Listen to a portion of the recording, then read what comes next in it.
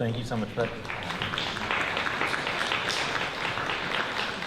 Thank you so much for that introduction. It's such an honor to be with all of you today. I am so excited to be here for a number of reasons that are particularly personal for me. Just want to confirm, is audio? Are we getting audio? Okay, good. Sorry.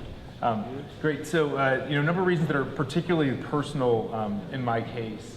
So, you see that red dot? Let's see. Make sure that red dot is right on top. We're not advancing. Panic. We're not advancing. It's not advancing. All right. No. We'll go the old-fashioned way. Yeah. Or unless. Advancing? No.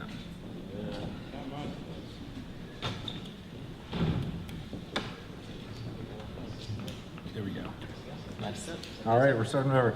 So, like I said, this is a particularly personal topic for me.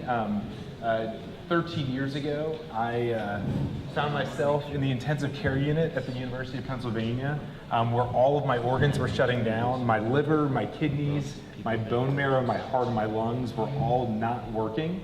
And after the course of about 7 weeks of no diagnosis, no idea what it was that was killing me, my doctors came into my room and they said, "We've tried everything. There's nothing more that we can do." Now, just a few months earlier, I was a healthy medical student at the University of Pennsylvania, where I was training to become an oncologist. I wanted to be a physician in memory of my mom, who had passed away just a few years before from cancer, and I was well on my way. I had been a former college quarterback and in a very good state of health when out of nowhere became critically ill and was told that we were out of options.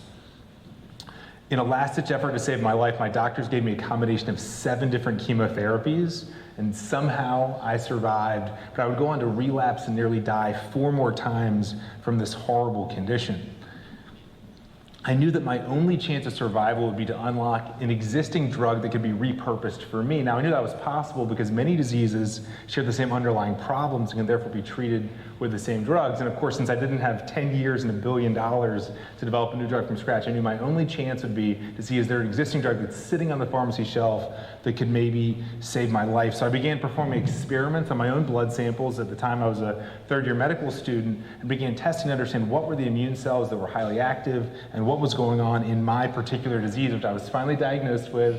It's called idiopathic multicentric Castleman disease, a hyperinflammatory disorder where your immune system attacks and shuts down your vital organs for an unknown cause.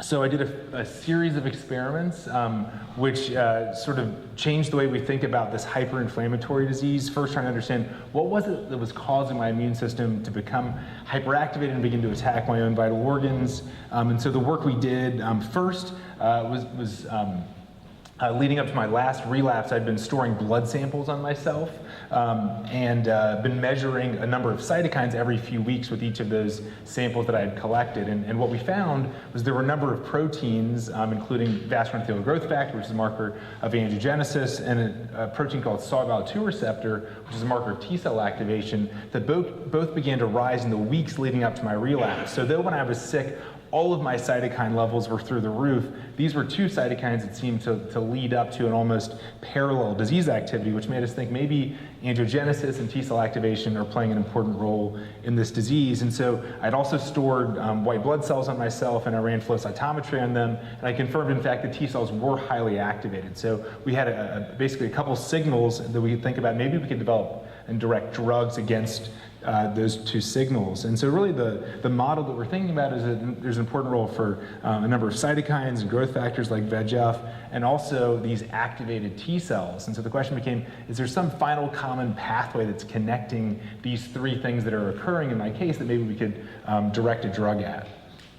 And so we ran serum proteomics on those same serum samples and measured over 1,000 proteins in my blood samples, and then ran pathway analyses to ask what signaling pathways were enriched, what maybe could explain what was happening in my body. And what came out consistently, regardless of the pathway approach we took or regardless of the sample, was there's a really strong signal for something called the PI3 kinase AKT-mTOR signaling pathway. So this pathway is involved in T-cell activation. It's also important for cytokine production.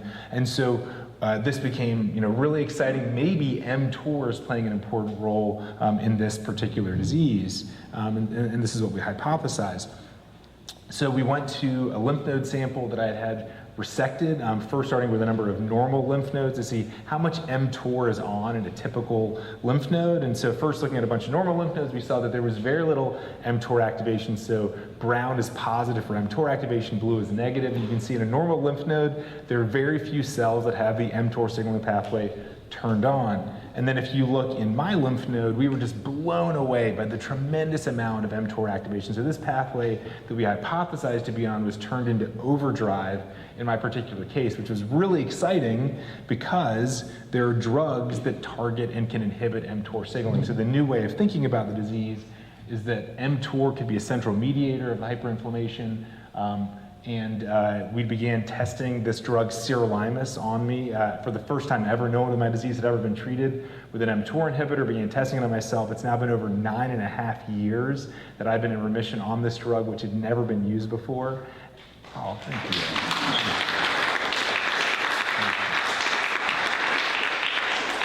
And we've gone on to treat many other patients with this mTOR inhibitor. And now, I probably should have said this at the very beginning, but why am I here talking to all of you in the autism community?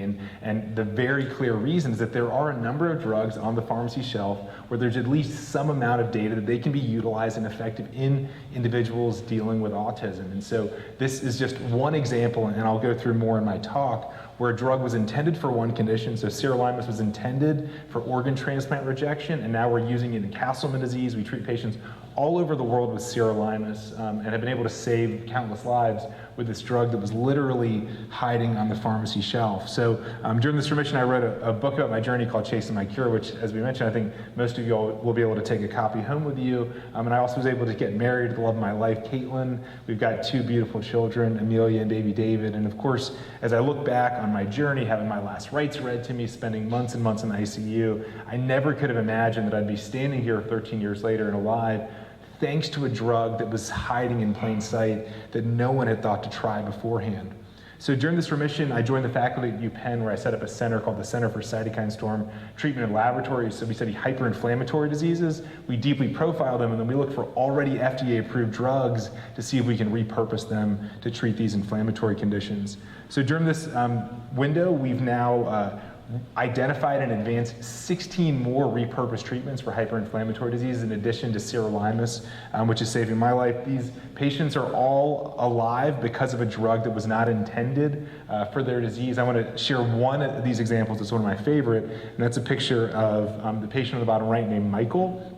Michael was diagnosed with metastatic angiosarcoma back in 2016, and he failed to respond to chemotherapy and was told that he had about 3 months left to live because there were no more options. Everything had been tried for his metastatic angiosarcoma. So he came to our center, and we did something really simple. So we looked to see, was there any information or data out there to suggest that there may be an important pathway involved in angiosarcoma that a drug hadn't been directed against.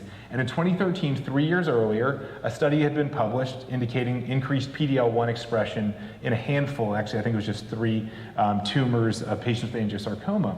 And so this is interesting because tumors that express PD-L1 tend to be responsive to inhibitors of PD-1. And so this was really interesting. It had been sitting in the literature and published for 3 years, but no one had ever done anything with it.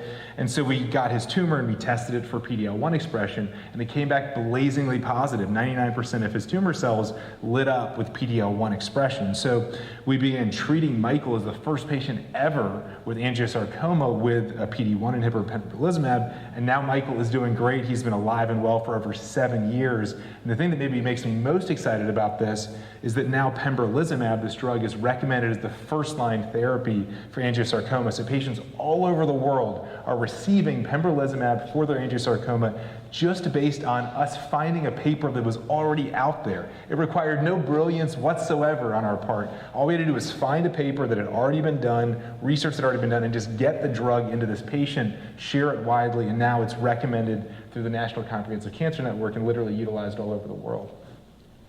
So over the last few years, we also created something called the roadmap. I hope it's something that all of you that are in the autism community will utilize. Roadmap is basically a detailed roadmap for how do you go about repurposing drugs. So we spent a lot of time yesterday talking about drug repurposing in autism, and it's amazing how many drugs actually already have clinical data and evidence to suggest that they can be helpful, yet they're not utilized at all around the world. And so I just think about all the individuals who are suffering when there actually could be a treatment that could be helpful for them. And so with our discussions yesterday, we talked about how oftentimes we think about FDA approval as being sort of the final goal that we should go for. And I really disagree with that. I don't think you need to get FDA approval for an existing drug in a new disease area. 20% of all prescriptions that doctors write every day are what are called off-label, so they're not approved for that indication. So you don't need to get a label changed by the FDA to get the drug to be utilized. You just need to figure out how to get the drug to be utilized. And so, that may be that you get a label change and you work with the FDA. I'm on the board that oversees the FDA, so I think it's great to work with the FDA, but it may not require working with the FDA at all. It actually may just require doing a really good clinical trial and working with insurers to make sure that the drug gets reimbursed. So the roadmap takes you through, if you have a drug that you think could be utilized in a new disease area, what are all the steps you can go through to make sure the drug is fully utilized for all the patients that it can benefit. But you can imagine this leads me to ask the question, how many more cures are sitting on the pharmacy shelf when there's data that already exists that can connect them to patients, and how many patients, oh, we're clicking through a little bit, sorry, let me get back a little bit, sorry. Got too excited, I guess. A couple more back. Great, so, how many more cures are sitting on the pharmacy shelf while the data supporting them are really just hiding in plain sight? So let me give you a sense just for the situation we're in. There are about 3,000 FDA-approved drugs that are approved for about 3,000 human diseases, but there are an additional 9,000 diseases that don't have a single FDA-approved therapy. And so what that means is that 1 in 10 of all of us either has or will develop a disease without a single approved treatment. But as I shared earlier, there are a number of these diseases that share the same underlying mechanisms and can therefore be treated with the same drugs. There's some very famous examples.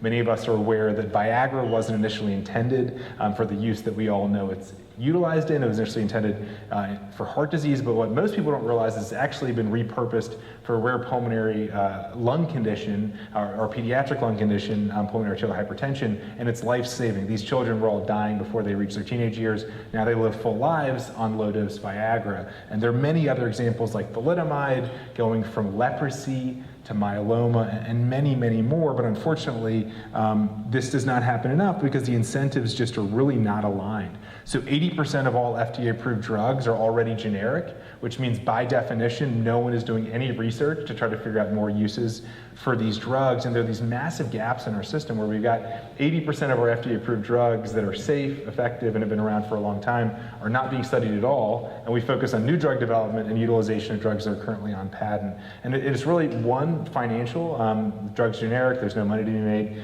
Two, there's never been a database or a system to systematically evaluate what are all the most promising opportunities and what's really, the lowest hanging fruit hiding in plain sight. And three, no one's been responsible for making sure that drugs are fully utilized. So the FDA, the NIH, pharmaceutical companies, none of them are responsible for making sure that drugs are fully utilized. They're responsible for getting a first approval if you're a company and the FDA, but no one's responsible for making sure that drugs are fully utilized.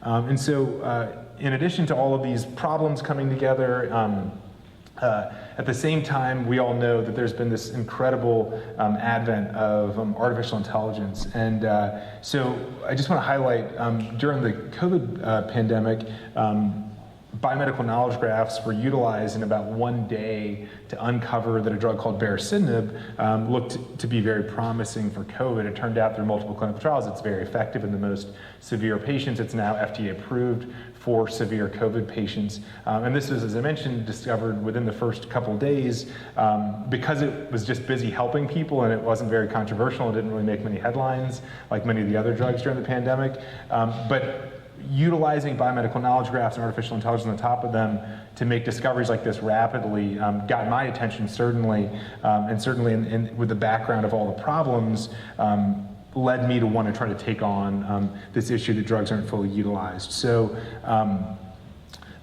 back in September of last year, I launched a nonprofit organization called Every Cure. We're on a mission to unlock the full potential of each and every drug to treat each and every disease that those drugs possibly can treat. I'd been dreaming about doing this for a long time, really, over the last 10 years, ever since my life was saved with an existing drug. And then a couple years ago, so March 31st, 2021, I got a phone call from an unknown number, and the person on the other line said, hi, I work for President Clinton. He read your book and he wants to talk to you. I've got him on the other line. And so it was March 31st, it's the day before April Fool's Day. So I was convinced it was a joke. The person put this person through, and he said, David, it's Bill Clinton. And I was like, oh my gosh, it really is President Clinton.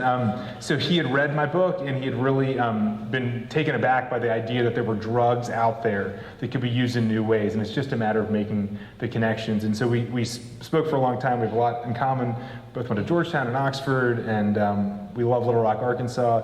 And he promised during that hour-long call that if I were to ever create this organization, I told him my dream was to create an organization to take this big problem on. And he said, well, if you ever do it, know that you'll have my full support, and I want you to launch it from an event called the Clinton Global Initiative, where you get together a lot of the right people for this. So that's what we did. We launched Every Cure at CGI a little bit over a year ago. And let me share a little bit about what we're doing. So it's different from just traditional repurposing. So traditional repurposing is where you start with a disease like autism, and you think about all the drugs that are out there and which of these drugs might be useful for autism.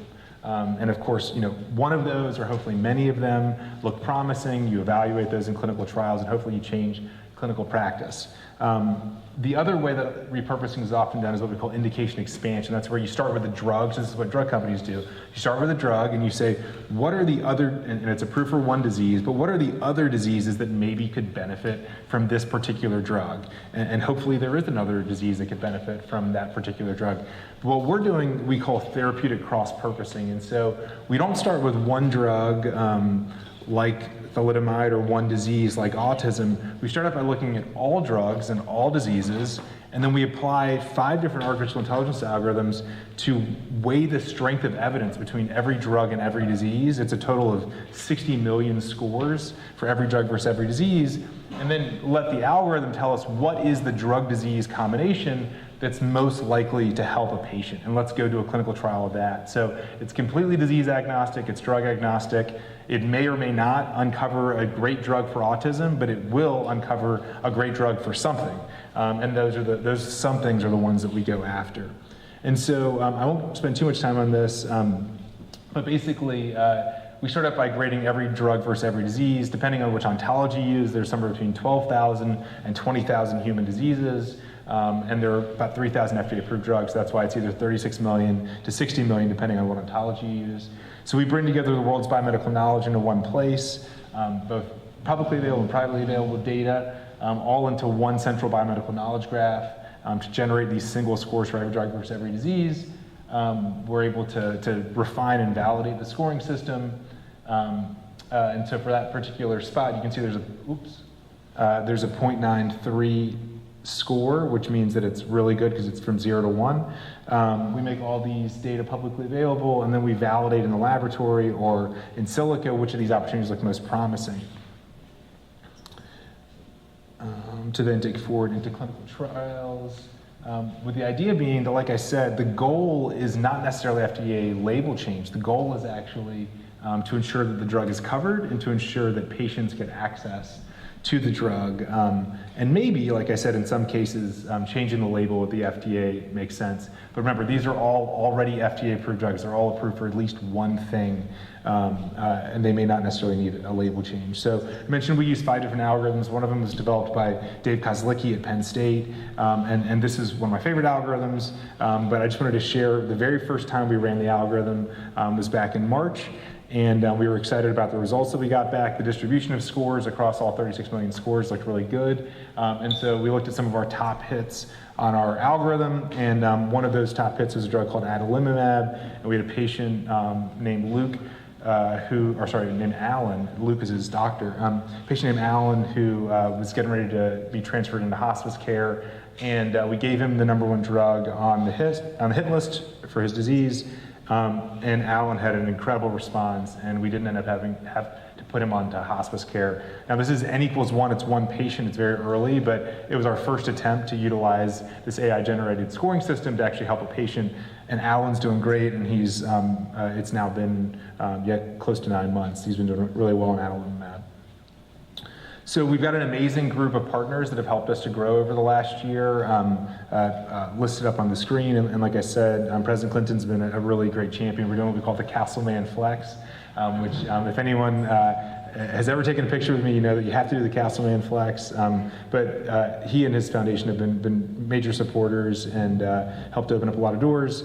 And then this summer I got to spend time with President Biden's Chief of Staff, Jeff Zients, in the Oval Office talking about EveryCure and this really, really important work to unlock the full potential of every drug for every disease possible.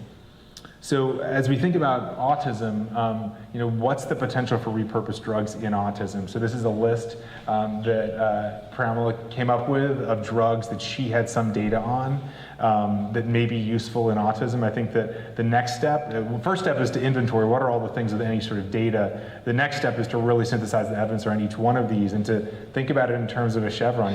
How far along are we with each of these? What are the ones that are furthest to the right in the development pathway, and which ones have a long way to go? And these are obviously in very different stages. I see Dr. Fry, who's really championed so many of these. And I think we just need to really understand where are we with each of these, what do we need to do to move them forward, and how do we make sure that no patient suffers from their condition if there's a treatment that's just sitting on the pharmacy shelf. And in many cases, these are cheap, widely available drugs. We just have to get them into the patient's mouth.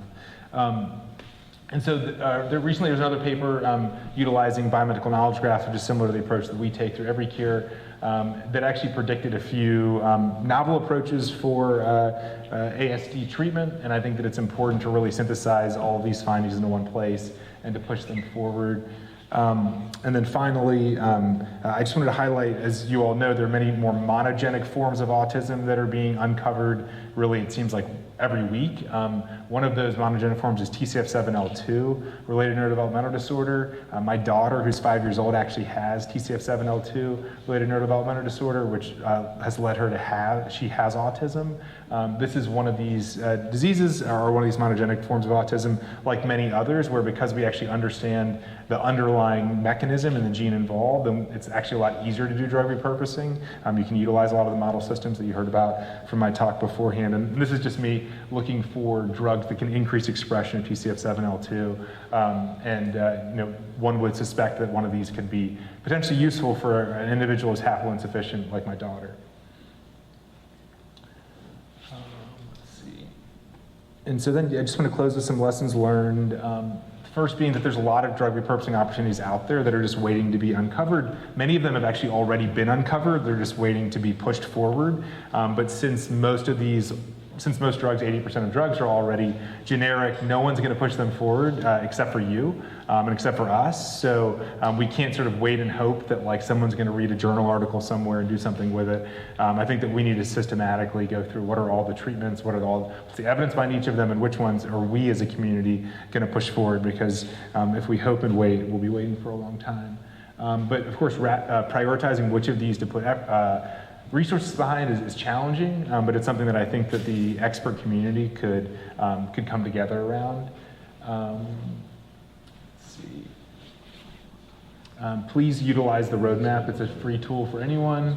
Would also love to partner if anyone in here is particularly interested in TCF7L2. Would love to push that forward. We set up the Trend Network recently just for that. And on the EveryCure side, we would also love to figure out ways that for drugs that look really promising for autism that you all want to do trials of, we want to partner with you all, whether that's helping to bring resources into play, funding, whatever it may be. Would love to see some of these drugs like leucovorin that's cheap, old, generic, and available at your pharmacy, available so that more kids could benefit from these drugs.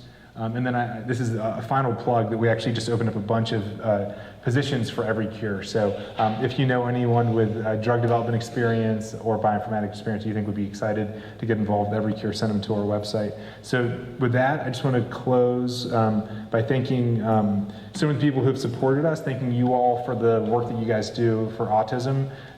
Thank you all so much. Thank you so much, Dr. Perelman. That was a very inspiring presentation. Does anybody have a question?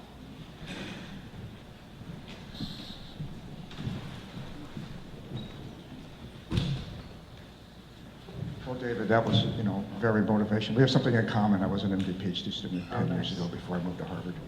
The, buried in your talk, which was amazing, was the fact that you also are using biomarkers to determine the drug. It's both in your knowledge base, it was in your own experiments. Yep. And, ASD is a very heterogeneous group of diseases. I talked yesterday, unfortunately, it was exactly when you guys were talking. So I'm the person who developed memantine, Namenda, in this country.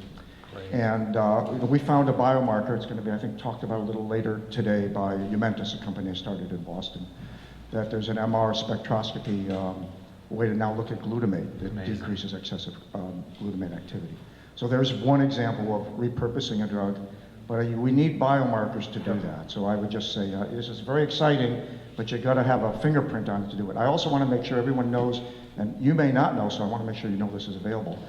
So by another kind of world that I was in, I'm a chemist, so I ended up at Scripps Research now, and amazing chemistry department. So they put together something called the Reframe Library. I don't know if you know about this. Yeah. It's every FDA, EMA approved drug, any drug approved in the world, but also every drug that's gone through phase 1 safety trials. It's 14,000 compounds, and so we use this to screen, and I'm glad to make that available if people want to kind of test their knowledge base and see if the drug works. We can talk later about that if you want to. I'd love it. No, yeah, thanks so much for sharing that. I love it. And actually, yesterday during our workshop, we talked about, yes, the idea that there seem to be some particular phenotypes, that maybe there's the more inflammatory autism patients, or maybe the more ADHD-related cases, and thinking about, are there biomarkers? Of course, Dr. Fry would maybe suggest particular autoantibodies would drive you down one particular treatment approach or another, and I think it's really important we synthesize the evidence, and then we utilize what does the world's set of world's experts think are the different phenotypes, and then treatment guidelines for each one of those. And this is a V1, and obviously it needs to improve over time, but one of those reasons why you might get on one path or another might be a biomarker that's blood test, or maybe it might be based on particular symptoms. So I think it's a great point, and it feels like something we need to get started on. Yeah. Hello, hi. I have one question. You mentioned about the algorithms and the scoring that you had. So all the data and the algorithms, do you share public? Yeah, so we're going to make all of the data publicly available. Our V1 we're not sharing publicly. We want to refine it. We want to build out our team, refine it more. But by probably by the spring of 2024, we'll have data to share publicly because we're going to be supported through NIH, our federally funded dollars, and so that'll require us to share it, but we'll be thrilled to share it. I think we're running out of time. Thank you so much for that very inspiring talk.